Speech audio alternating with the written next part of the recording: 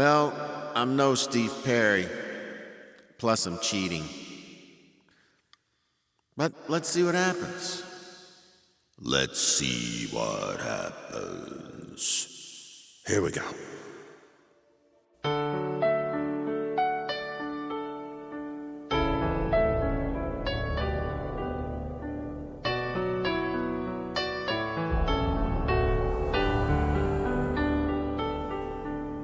Lying beside you here in the dark, feeling your arm with mine.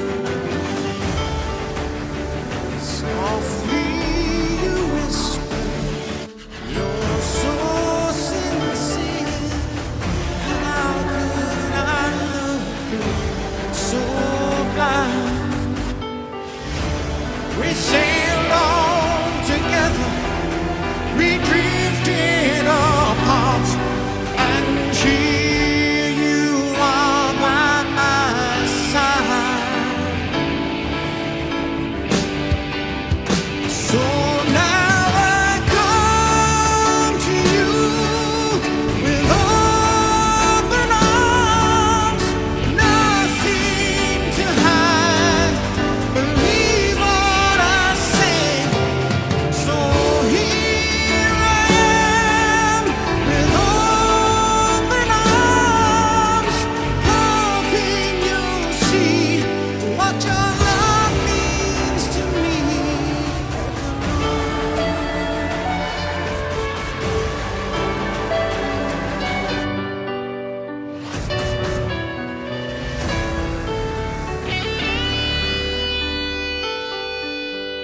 Living without you, living alone, this empty house seems so cold. Wanting to hold you, wanting you near, how much I wanted a new home. But now that you've come back, turns right into day. I need you to stay.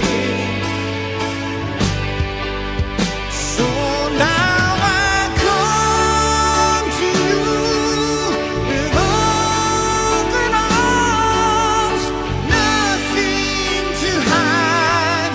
Believe what I say.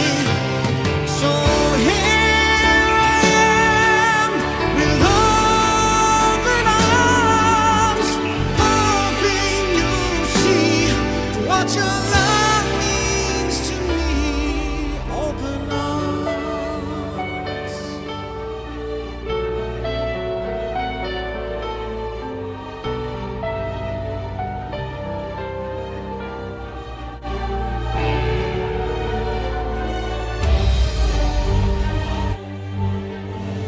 During the 1990s, early 1990s, the desert Southwest was experiencing one of the worst droughts in history. And a Native American friend of mine invited me to join him one day in a place in the high deserts in northern New Mexico to share in a prayer of rain. He didn't have to ask me twice. I said, "You bet, I'd love to participate and see what this prayer is all about." So we met at an agreed upon location, and we hiked through several 100,000 acres of beautiful high mountain desert sage until we came to a place that was so old. Even the people today don't know who built this place. It was essentially a stone circle, and each stone was placed just as it was by the hands of the ancestors so long ago. It was in this place that my friend began his prayer. What he did was he removed his shoes, stepped into the circle in his bare feet. He honored all of his ancestors. He simply said, "All of my ancestors, all of my ancestors." Honored the four directions. He turned his back to me, held his hand in a prayer position for just a few seconds. And then he turned around and he said, "I'm hungry. Let's go get a bite to eat." And I said, "I thought you were going to share this prayer. I thought you were going to pray for rain." And he looked at me and he said, "No, He said, because if we prayed for rain, rain could never happen. Because the moment you pray for something to occur, you've just acknowledged that it does not exist in that moment. And I thought about what he said. It made a lot of sense to me. So I asked my friend, I said, if you didn't pray for rain just then, what did you just do? What happened when you closed your eyes? And you turned your back to me just for those few moments. And what he said was this. He said, when I closed my eyes, I began to feel the feeling of what it feels like to have rain in our Pueblo village. He said, I smelled the smells of what it smells like when the rain falls off the earthen walls of our buildings. And I felt the feeling of what it feels like with my naked feet in the mud. There's so much mud because there's been so much rain. And he said, in that way, I opened the door to the possibility to bring rain into our world. Well, I think about this mode of prayer a lot.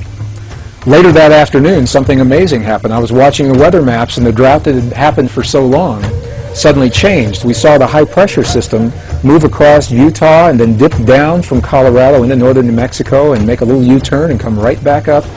We had rain that night. We had rain all the next day. It rained, and I called my friend. And I asked him, I said, there's so much rain, the valleys are flooding, the roads are flooding. What in the world is going on? And he was quiet just for a moment, and he said, that's the part of the prayer. He said, I never quite figured out.